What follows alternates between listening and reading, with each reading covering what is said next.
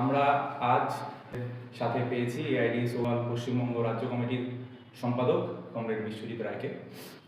আপনারা দেখছেন যে গোটা দেশ জুড়ে, গোটা রাজ্য জুড়ে এআইডিএস ও শিক্ষা আন্দোলন গড়ে তুলছে। বর্তমানে আমাদের রাজ্যে সেমিস্টার সিস্টেমের বিরুদ্ধে আন্দোলনটা তৈরি হয়েছে, আন্দোলনটা তৈরি চলছে।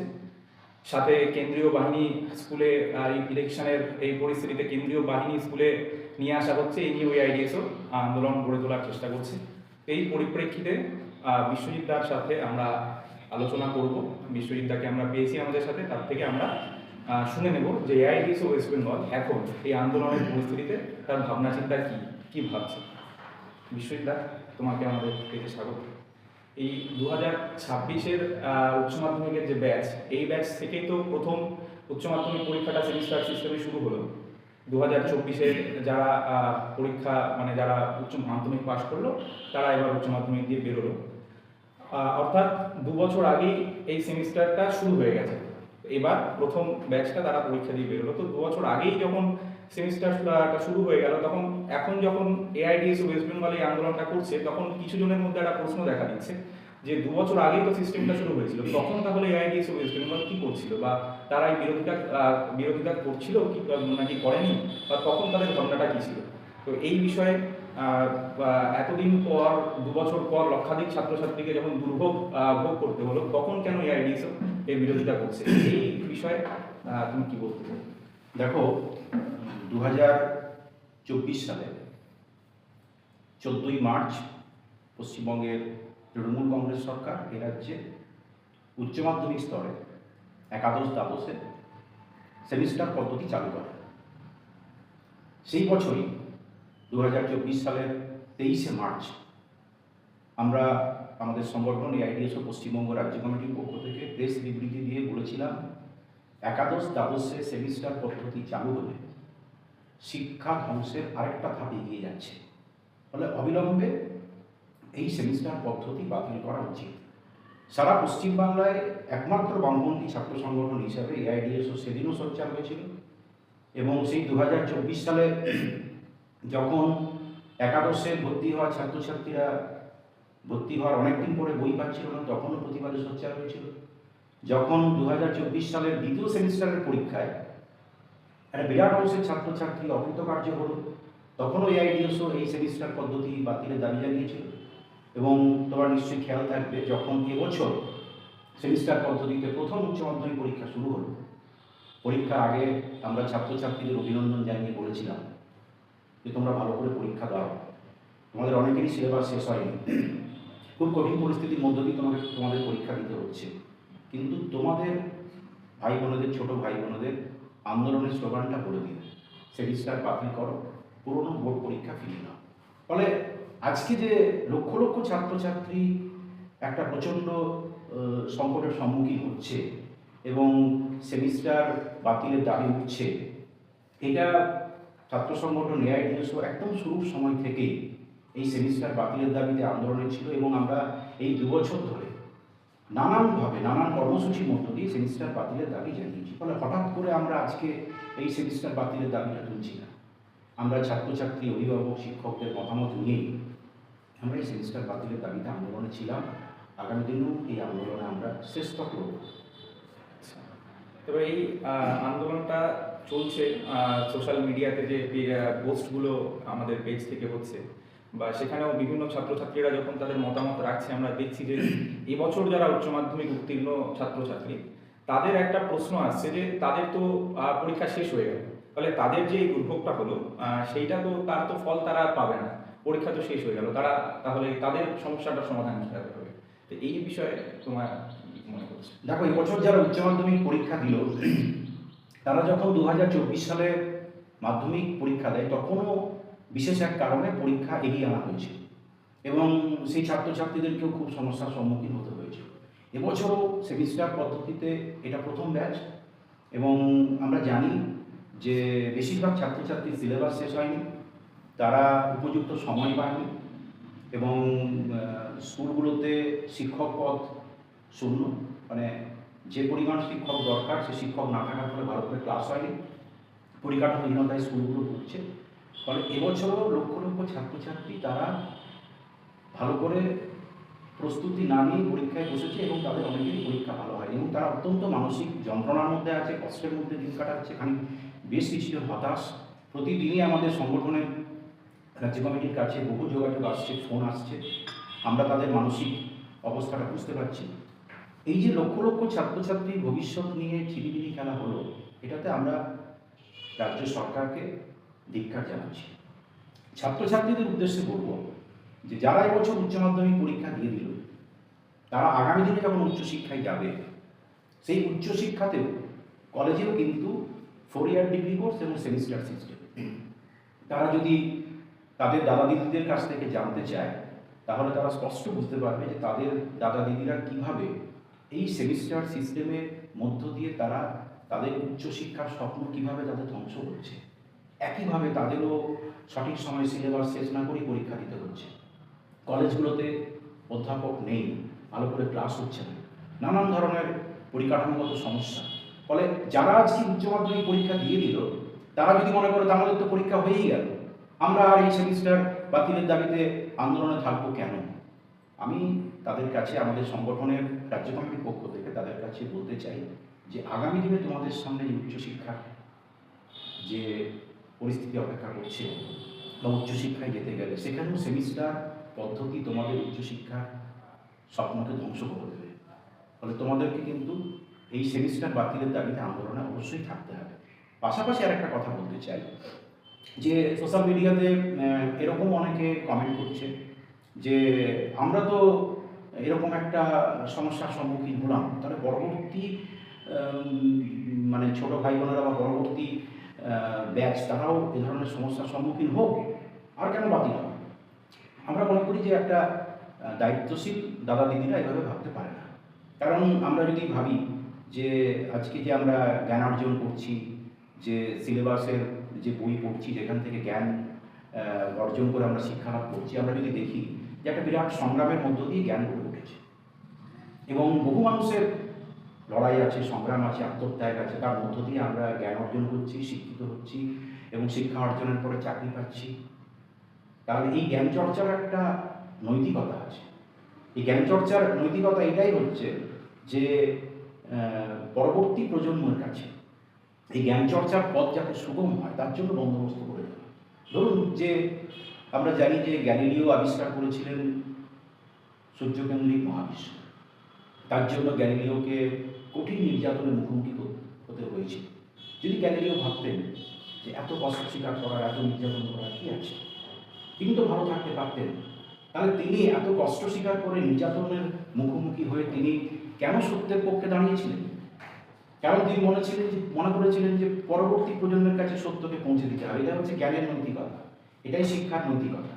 আর এই নৈতিকতার শিক্ষায় বলিয়ান হয়ে আমি আমার ছোট ভাই বোনেদের যারা এবারে উচ্চ মাধ্যমিক পরীক্ষা দিল, তাদের কাছে আবেদন করবো যাতে তাদের ছোট ভাই বোনেরা, পরবর্তী প্রজন্ম, যাতে এই সেমিস্টার পদ্ধতির দুর্ভোগ তাদেরকে বইতে না হয়, তার জন্য তারা এই আন্দোলনের পাশে থাকুক এবং আগামী দিনে এই আন্দোলনকে আরও এগিয়ে নিয়ে যাওয়ার জন্য তারা সাহায্য করবে। যারা আমাদের এই লাইভটা দেখছেন তারা নিশ্চয়ই জানেন, আপনারা যারা এই আন্দোলনে যুক্ত হতে চাইছেন, আমাদের সেমিস্টারের বিরুদ্ধে আন্দোলনটা চলছে, আমাদের কমেন্ট বক্সে এই আন্দোলনে যুক্ত হওয়ার লিঙ্ক, ফোন নাম্বার সবটাই থাকবে, আপনারা সেখান থেকে ফলো করতে পারেন। আমরা আবার বিশ্ববিদ্যালয়ের কাছে আমি একটা বিষয় জানতে চাইব যে এই আন্দোলন চলাকালীন আমরা দেখছি যে একদল মানুষ আছেন যারা বলছেন যে এইবার তো সেমিস্টারটা প্রথম, তার ফলে সময় কম পাওয়া বা উচ্চ মাধ্যমিকে যেটা দেখলাম যে জানুয়ারি মাসে গিয়ে বই পাওয়া গেল, এই ঝক্কিগুলো এবার প্রথম সেমিস্টার জন্যই হলো, পরের বছর থেকে এই সমস্যাগুলো কোনো থাকবে না। তাহলে এই যে সেমিস্টারের যে সমস্যাটা, এটা কি প্রথমবার জন্যই কি এই সমস্যা, নাকি এর আরও কোনো গভীরে এর কোনো ব্যাপার আছে? মানে এই সমস্যাটা কি শুধুমাত্র এর প্রয়োগটা নিয়ে, প্রথমবারের প্রয়োগ, এখানটাই কি সমস্যাটা? দেখো, যখন কলেজ বিশ্ববিদ্যালয়ে সেমিস্টার পদ্ধতি চালু হয়, সেই সেমিস্টার পদ্ধতি কলেজ বিশ্ববিদ্যালয়ে চালুর সময় আমরা এআইডিএসও পক্ষ থেকে বিরোধিতা করেছিলাম। আমরা বলেছিলাম যে কলেজ বিশ্ববিদ্যালয়ে সেমিস্টার পদ্ধতি বাতিল হওয়া উচিত এবং আমরা এটাও লক্ষ্য করলাম যে সেই সময় কিন্তু একদল বলেছিল এই তো প্রথম বছর চালু হয়েছে, দ্বিতীয় বছর তৃতীয় বছর কোনো সমস্যা থাকবে না। কিন্তু দেখা গেল যে সেই সময় কলেজ বিশ্ববিদ্যালয়ে সেমিস্টার পদ্ধতি চালুর পক্ষে যারা কথা বলছিল, এমনকি বেশ কিছু অধ্যাপক, বেশ কিছু অভিভাবক, তারা পরবর্তী সময় 2 বছর 3 বছরের মধ্যেই তারা বাস্তব পরিস্থিতিটাকে বিবেচনা করে তারা বলেছে যে সেমিস্টার পদ্ধতির মধ্য দিয়ে কিন্তু একটা ছাত্র কিছুই শিখতে পারছে না। একটা তো অবশ্যই যে পরিকাঠামোগত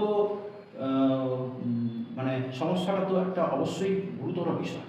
যেমন ধরো, যদি আজকে শিক্ষক না থাকে, তুমি জানো যে পশ্চিমবাংলায় মাধ্যমিক এবং উচ্চ মাধ্যমিক স্কুলগুলোতে প্রায় 70,000 শিক্ষকের পদ শূন্য।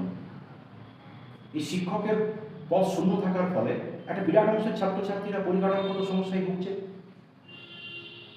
এবং একটা বিরাট অংশের ছাত্রছাত্রী এই পরিকাঠামোগত সমস্যার ফলে ল্যাব নেই, ল্যাবরেটরি নেই, ক্লাসরুম নেই, এটার জন্য একটা বিরাট অংশের ছাত্রছাত্রী উচ্চশিক্ষা থেকে মুখ ফেরাচ্ছে। তোমাকে একটা পরিসংখ্যান আমি বলি যে 2011 সালে মাধ্যমিক পাশ করার পরে এ রাজ্যে একাদশ শ্রেণীতে বিজ্ঞান বিভাগে ভর্তি হয়েছিল 3 লক্ষ পড়ুয়া। 2015 সালে 4 বছর পরে দেখা গেল যে উচ্চ মাধ্যমিকে মানে মাধ্যমিক পাশ করার পর একাদশ শ্রেণীতে বিজ্ঞান বিভাগে ভর্তি হলো মাত্র 90,000। এবছর 2025-26 মাধ্যমিকের পর একাদশ শ্রেণীতে বিজ্ঞান বিভাগে ভর্তি হয়েছে উচ্চ মাধ্যমিক মানে মাধ্যমিক পাশ করার মোট 14% ছাত্রছাত্রী। পশ্চিমবাংলার একটা বিরাট অংশের ছাত্রছাত্রী বিজ্ঞান বিভাগ থেকে হারিয়ে যাচ্ছে। এর একটা প্রধান কারণ হচ্ছে পরিকাঠামোগত সমস্যা। একইভাবে যদি তোমাকে বলি যে কলেজ বিশ্ববিদ্যালয়গুলো চিত্র, কলেজ বিশ্ববিদ্যালয়ে এবছর 9 লক্ষ আসন ছিল স্নাতকে ভর্তি হওয়ার জন্য, সেখানে আবেদন করেছে মাত্র 4 লক্ষ। যারা আবেদন করে তারাই ভর্তি হবে ব্যাপারটা নয়। বিদ্যাসাগর বিশ্ববিদ্যালয়ের মোট সম্ভবত 46টা কলেজে 74,000 আসন সংখ্যা স্নাতকে, এবছর সেখানে ভর্তি হয়েছে, ফর্ম ফিল আপ করেছে মাত্র 24,000। যারা ফর্ম ফিল আপ করবে তারাই ভর্তি হবে, এটা নয়। তাহলে দেখা যাচ্ছে যে দিনের পর দিন ড্রপ আউটের সংখ্যা বাড়ছে। একদিকে পরিকাঠামোগত সমস্যা, অন্যদিকে সরকারি শিক্ষার প্রতি অবহেলা, অন্যদিকে সরকারি শিক্ষানীতি। ফলে আমরা যে মানে সেমিস্টার পদ্ধতির বিরোধিতা করছি, এটা শুধু মানে পরিকাঠামোগত সমস্যার জন্যই নয় যে সঠিক সময় বই পেয়ে গেল, সঠিক সময় সিলেবাস শেষ হয়ে গেল, কিংবা দেখা গেল যে সমস্ত শূন্যপদে শিক্ষক নিয়োগ হয়ে গেল। তাহলেও এআইডিএসও এই সেমিস্টার পদ্ধতির বিরোধিতা করবে। কেন? এআইডিএসও স্পষ্ট করেছে, যদি 2024 সালের 23শে মার্চ আমাদের অফিসিয়াল ফেসবুক পেজে আমাদের বিবৃতি আছে, ফলো করে তুমি দেখতে পারো, সেখানে আমরা স্পষ্ট বলেছি সেমিস্টার পদ্ধতিতে একটা ছাত্রের একটা শিক্ষার একটা বিষয়ের সামগ্রিক জ্ঞান তার গড়ে উঠছে না। সে খণ্ডিতভাবে শেখার মধ্য দিয়ে তার একটা কম্প্রিহেন্সিভ নলেজ গড়ে ওঠা না হওয়ার ফলে সে উচ্চশিক্ষার ক্ষেত্রে কিন্তু একটা সমস্যায় পড়েছে। আমরা যখন উচ্চ মাধ্যমিক পরীক্ষা দিয়েছিলাম তখন আমরা 11-12 এই দুটো বছরের সিলেবাস অনুযায়ী আমরা উচ্চ মাধ্যমিকের বোর্ড পরীক্ষা বসেছিলাম। তার ভিত্তিতে আমরা অনার্স পড়তে গেছি, মাস্টার ডিগ্রি করতে গেছি। কিন্তু এই সেমিস্টার সিস্টেমে একটা ছাত্র সে কিন্তু এই অবৈজ্ঞানিক যে শেখার পদ্ধতি তাতে কিন্তু ভালো করে শিখতে পারছে না, শেখার জায়গাটা অত্যন্ত মার খাচ্ছে। ফলে যারা আজকে বলছেন যে অভিভাবকরা কাছে ছাত্রছাত্রীরা যে খানিকটা প্রয়োগ পদ্ধতি ঠিক হলেই হয়ে যাবে, পরিকাঠামো তো অবশ্যই দরকার, কিন্তু আমরা বলছি পরিকাঠামো ঠিক হলেও হবে না। কারণ আমাদের কাছে স্পষ্ট উদাহরণ পড়ে আছে কলেজ বিশ্ববিদ্যালয়গুলো। দেখুন, কলেজ বিশ্ববিদ্যালয়ে কয়েক বছরে সেমিস্টার পদ্ধতি চালু হওয়ার ফলে ছাত্রছাত্রীরা কি বলছে, একটা 5th সেমিস্টারের ছাত্রী সে বলছে যে আমি ফার্স্ট সেমিস্টার 2nd সেমিস্টারে কিচ্ছু শিখিনি, যা শিখিনি সব ভুলে গেছি। এই ছাত্ররা যখন আগামী দিনে গবেষণা করতে যাবে, তার একটা বিষয়ের উপরে কোনো সামগ্রিক জ্ঞান গড়ে উঠবে, কি জ্ঞানের উপর ভিত্তি করে সে গবেষণা করবে? তবে সেমিস্টার পদ্ধতি আমরা সেজন্য বলেছি স্কুল কিংবা কলেজ বিশ্ববিদ্যালয় সেমিস্টার পদ্ধতি একটা অবৈজ্ঞানিক শিক্ষা পদ্ধতি, এটা অবিলম্বে বাতিল করা উচিত। আচ্ছা, বিশ্ববিদ্যালয় সেমিস্টার পদ্ধতিতে যে পরীক্ষার প্যাটার্নটা আছে এটাও তো পাল্টেছে, আমরা দেখেছি। মানে আগে যেরকমভাবে প্রশ্ন হতো 11-12 পরে বা পরীক্ষায়, মানে এমসিকিউ বেসড কোশ্চেনের ওপর এখন বেশি করে জোর দেওয়া হচ্ছে। একটা সেমিস্টার শুধুমাত্রই এমসিকিউ বেসড কোশ্চেন। এই ক্ষেত্রে যারা অফিসিয়াল আছে তাদের বক্তব্য হচ্ছে যে বিভিন্ন রকম সরকারি পরীক্ষা বা কম্পিটিটিভ পরীক্ষাগুলো সব এমসিকিউ বেসড কোশ্চেন থাকে, ফলে ছাত্রছাত্রীরা যদি 11 থেকে 12 থেকে বা আরও নিচু ক্লাস থেকে যদি এই এমসিকিউ বেসড কোয়েশ্চেনের মধ্যে দিয়ে ট্রেন্ড হয়ে যায়, তাহলে তারা সেই রকম পরীক্ষায় ভালো ফল করতে পারবে। তাহলে এমসিকিউ বেসড মানে যখন আমরা সেমিস্টারের বিরোধিতা করছি, এআইডিএসও করছে, তখন তো এই এমসিকিউ বেসড কোয়েশ্চেনটাকে তা আমরা কিভাবে দেখবো বা এর বিরোধিতাও করবো কিনা, এটারও একটা প্রশ্ন থেকে যাচ্ছে।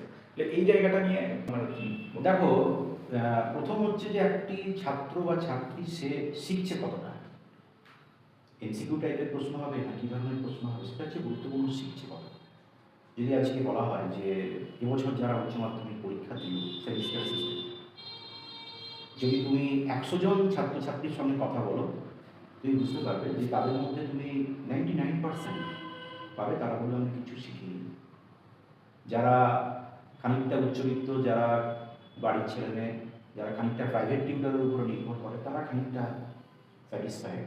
কিন্তু বেশিরভাগ আমাদের রাজ্যের প্রান্তিক এলাকার ছাত্রছাত্রী যারা স্কুলের ফিস জোগাড় করতে পারে না, তাদের পক্ষে প্রতিটা সাবজেক্টে ডিভিশন জোগাড় করে পড়ার মতো ক্ষমতা নেই। ফলে তাদের সঙ্গে তুমি কথা বলতে দেখতে পাবে তারা কিছুই শিখতে পারে। দেখো, আগেও তো পুরনো সিলেবাসে যখন বোর্ড পরীক্ষা ছিল, তখন কি পশ্চিমবাংলা থেকে সর্বভারতীয় স্তরের পরীক্ষায় ছাত্রছাত্রীরা উত্তীর্ণ হয়নি, ভালো ফল করেনি। এমসিকিউ টাইপের প্রশ্ন আমরা বিরোধিতা করছি না, কিন্তু একটা প্রশ্নপত্রের একটা বিজ্ঞান আছে। 100 নম্বরের প্রশ্নপত্রের মধ্যে প্রথম 20 নম্বর থাকে মাল্টিপল চয়েস, তারপরে থাকে 30 নম্বর অতি সংক্ষিপ্ত, তারপরে থাকে সংক্ষিপ্ত প্রশ্ন উত্তর, তারপরে থাকে বোধমূলক রচনা কবি। এটার মধ্য দিয়ে একটা ছাত্রের এমনভাবে মূল্যায়ন হয় যে সে পুরো বিষয়টা সম্পর্কে তার সামগ্রিক জ্ঞান গড়ে উঠছে কিনা। এই সামগ্রিক জ্ঞান গড়ে উঠছে কিনা এটাও যেমন গুরুত্বপূর্ণ, আবার এই সামগ্রিক জ্ঞানের মধ্যে থেকেই সে বিশেষ একটা গুরুত্বপূর্ণ পয়েন্ট, সেই পয়েন্টটাকেও সে মনে রাখতে পেরেছে কিনা, পয়েন্ট আউট করতে পেরেছে কিনা। তাহলে এটাই হচ্ছে একটা প্রশ্নপত্রের একটা বিজ্ঞানভিত্তিক পদ্ধতি। এই বিজ্ঞানভিত্তিক পদ্ধতি মেনেই কিন্তু একটা ছাত্র স্কুল শিক্ষা থেকে উচ্চশিক্ষায় প্রবেশ করে, আরও হায়ার এডুকেশনে যায়। ফলে এক্ষেত্রে আমার মনে হয় না যে এমসিকিউ টাইপের প্রশ্ন যদি না হয় তাহলে তাদের খুব সমস্যা হয়ে যায়। একটা বিষয় খেয়াল করে দেখবে যে এবছর আমরা দেখতে পেয়েছি যে 11-এর যে পরীক্ষা, মানে ফার্স্ট সেমিস্টার এবং থার্ড সেমিস্টার, এখানে এমসিকিউ টাইপের প্রশ্ন, কিন্তু সেকেন্ড এবং ফোর্থ সেমিস্টার যেখানে অতি সংক্ষিপ্ত কিছু প্রশ্নের উত্তর লিখতে হচ্ছে, সেখানে আমরা দেখতে পেলাম যে একটা বিরাট অংশের ছাত্রছাত্রী তারা কিন্তু সময়ের মধ্যে শেষ করতে পারছে না, এবং একটা বিরাট অংশের ছাত্রছাত্রী তারা অকৃতকার্য হয়েছে, স্কুলগুলো তাদেরকে পাস করিয়ে দিয়েছে। ফলে আমরা মনে করি যে এইটা মানে সর্বভারতীয় পরীক্ষার প্রস্তুতি হিসাবে, মানে প্রস্তুতি করে ফেলার জন্য এমসিকিউ টাইপের প্রশ্ন করে ছাত্রছাত্রীদের শেখার জায়গাটাকে ধ্বংস করা যায়। যদি তারা সঠিকভাবে শিখতে পারে তাহলে তারা এমসিকিউ টাইপের প্রশ্নের উত্তর দিতে পারবে, এবং মানে বোধমূলক প্রশ্ন তাদের সামগ্রিক জ্ঞান গড়ে উঠবে। ফলে এটা আমরা এইভাবেই বিষয়টাকে দেখছি। আচ্ছা বিশ্বজিৎ, তাহলে এই সামগ্রিকভাবে যে সেমিস্টার বাতিলের দাবিতে যে আন্দোলনটা চলছে, এখন তো গোটা রাজ্যে একটা ভোটের পরিবেশ তৈরি হয়েছে, ভোটের দাম বেজে গেছে, বিভিন্ন মিডিয়াতে থেকে সমস্ত জায়গায় ইলেকশনেরই প্রচার হচ্ছে। তো এই পরিস্থিতিতে এই সেমিস্টার বাতিলের দাবিতে যে আন্দোলন, তার সাড়া কীরকম পাওয়া যাচ্ছে? দেখো, এই নির্বাচনের প্রাক্কালে মানে সেমিস্টার বাতিলের দাবিতে আমরা সর্বত্র একটা ব্যাপক সাড়া পাচ্ছি। কারণ যে ছাত্রছাত্রী, লক্ষ লক্ষ ছাত্রছাত্রী এবং তার অভিভাবকরা যারা আগামী দিনে এই উচ্চ মাধ্যমিকের পরে উচ্চশিক্ষায় যাবে, কলেজ বিশ্ববিদ্যালয় বা অন্যান্য দিকে যাবে, তাদের একটা ভবিষ্যতের প্রশ্ন, ভবিষ্যৎ শিক্ষা জীবনের প্রশ্ন, সেখানে আমরা ব্যাপক সাড়া পাচ্ছি। এবং প্রতিদিনই আমাদের কাছে, রাজ্য কমিটির কাছে বিভিন্ন জেলা থেকে, বিভিন্ন জায়গা থেকে ছাত্রছাত্রীরা যোগাযোগ করছে, তারা আন্দোলন গড়ে তুলতে চাইছে।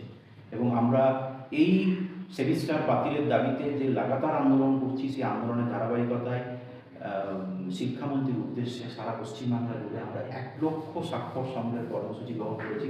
বহু ছাত্রছাত্রীরা এসে আমাদের সঙ্গে যোগাযোগ করে স্বাক্ষর সংগ্রহের ফর্ম নিয়ে যাচ্ছে। শুধু তাই নয়, গত 2রা মার্চ থেকে 12ই মার্চ সারা পশ্চিমবাংলার সমস্ত ডিআই অফিস, এই ডিআই অফিস অভিযানের কর্মসূচি আমরা গ্রহণ করেছি। এবং এই ডিআই অফিস অভিযানের কর্মসূচিতে বিভিন্ন জায়গা থেকে এই ছাত্রছাত্রীরা এসে সামিল হচ্ছে।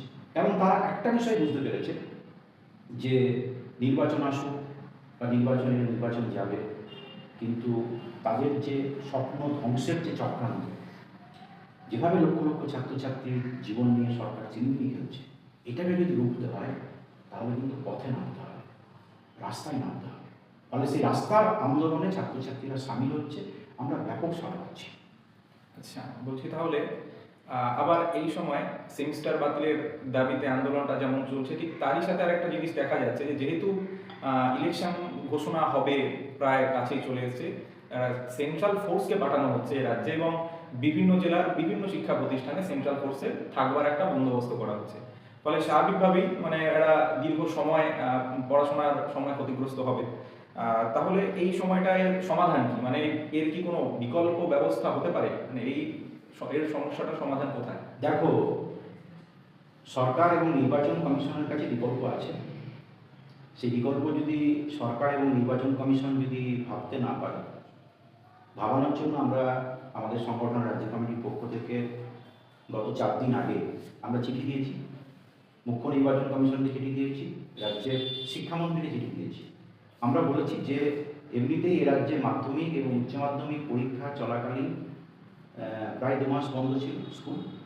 মার্চ মাসে ইলেকশনের সময় যদি কেন্দ্রীয় বাহিনী ঢোকে, তাহলে এপ্রিল মাসে নির্বাচন এবং মে মাসে গণনার পরে এই রাজ্যে ভোট পরবর্তী যে হিংসা কার্যকলাপ, তার জন্যও একটা স্কুল বন্ধ থাকবে এবং তারপরে গরমের ছুটি পড়ে যাবে। ফলে সেই জুন মাস পর্যন্ত কিন্তু স্কুলের তালা বন্ধ থাকছে।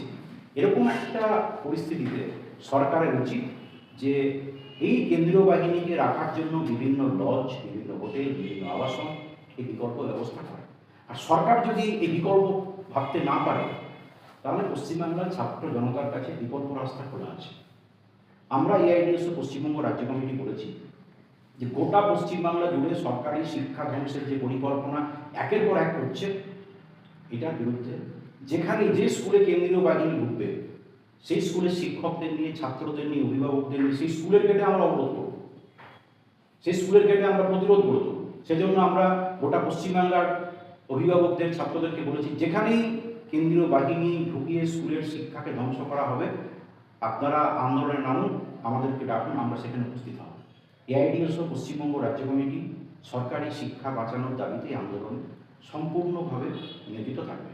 একটা কথা এখানে তোমাকে বলি উচিত, যে এই যে সেমিস্টার বাতিল বা কেন্দ্রীয় বাহিনী স্কুলে, সরকারি স্কুলে ঢুকিয়ে সরকারি শিক্ষা দিবসকে নষ্ট করা হচ্ছে এবং নানানভাবে স্কুলগুলোতে ফি বাড়ছে। তোমরা জানো যে এবছর কীভাবে ক্লাস 5 থেকে 9-এ ভর্তির সময় সরকারি স্কুলগুলোতে 240 টাকাকে উপেক্ষা করে বাড়তি টাকা নেওয়া হয়েছে। এগুলো কোনো বিচ্ছিন্ন নয়।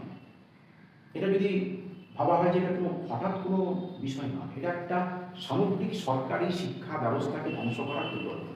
কেন্দ্রের বিজেপি সরকার 2020 সালে যে জাতীয় শিক্ষানীতি চালু করেছে এবং এ রাজ্যের তৃণমূল কংগ্রেস সরকার 2023 সালে যে রাজ্য শিক্ষানীতি চালু করেছে, সেই শিক্ষানীতির মূল কথাটা হচ্ছে সরকারি শিক্ষা ব্যবস্থাকে ধ্বংস করে শিক্ষাকে কর্পোরেটদের হাতে তুলে দেওয়া, যাতে শিক্ষা নিয়ে ব্যবসা অঙ্গ নিয়ে চলে।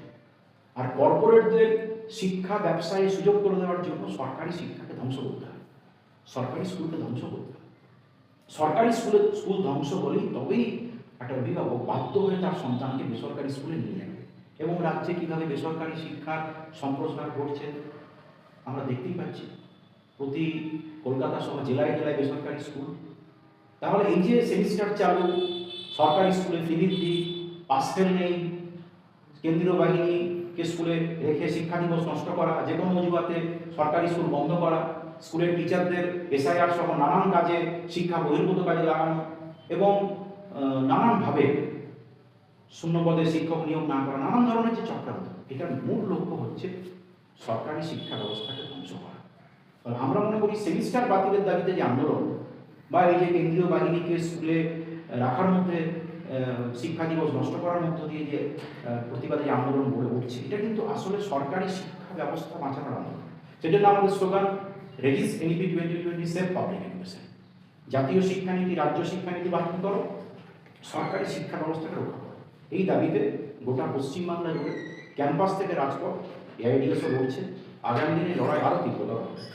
বিশ্ববিদ্যালয় এই সময় এই আন্দোলন গড়ে তোলার যে পরিস্থিতিটা এখন গোটা রাজ্যে আমরা দেখতে পাচ্ছি তৈরি হচ্ছে ছাত্রছাত্রীদের, তুমি বললে যে এখন বিপুল সাড়া পাওয়া যাচ্ছে, এই সময় ছাত্রছাত্রীদের কাছে তোমার কি আহ্বান থাকবে, কি বক্তব্য থাকবে, কি বলবে? দেখো, ছাত্রছাত্রীদের কাছে একটাই কথা, যে যে ছাত্রছাত্রীরা পশ্চিমবাংলার যারা উচ্চশিক্ষার স্বপ্ন দেখছে, যাদেরকে ঘিরে পরিবারের অনেক স্বপ্ন, এবং আগামী দিনে তারা অনেকেই ভাবছে যে উচ্চশিক্ষা শেষ করে একটা কাজ দরকার, কিন্তু আমরা দেখতে পাচ্ছি যে সরকারি শিক্ষা ব্যবস্থা, জাতীয় শিক্ষানীতি এবং রাজ্য শিক্ষানীতি, দুই শিক্ষানীতির কোপে সরকারি শিক্ষা ব্যবস্থা বিপর্যস্ত। পশ্চিমবাংলায় 9,000 সরকারি স্কুল বন্ধ হওয়ার মুখে, এবং আরও কয়েক হাজার স্কুল বন্ধ হতে বসেছে। সরকারি স্কুলগুলোতে শিক্ষক নিয়োগ হচ্ছে না। 26,000-এর চাকরি বাতিল হয়ে যাওয়ার পর স্কুলগুলোর আরও দৈন্যদশা।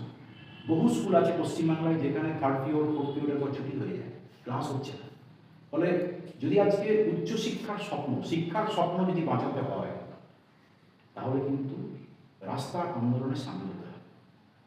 ফলে আমাদের এই লড়াই কিন্তু স্বপ্ন বাঁচানোর লড়াই।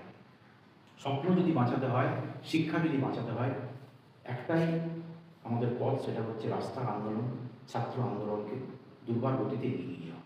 আমরা মনে করি পশ্চিমবাংলার স্কুলে স্কুলে যদি ছাত্রছাত্রীরা প্রতিরোধ গড়ে তুলতে পারে, যদি ঐক্যবদ্ধ হতে পারে, তাহলে এই সরকারকে এই শিক্ষানীতি বাতিল করতে আমরা বাধ্য করাবো, এবং সরকারি শিক্ষা ব্যবস্থাকে ধ্বংস করার যে চক্রান্ত, এই চক্রান্ত রুখে দেওয়া যাবে।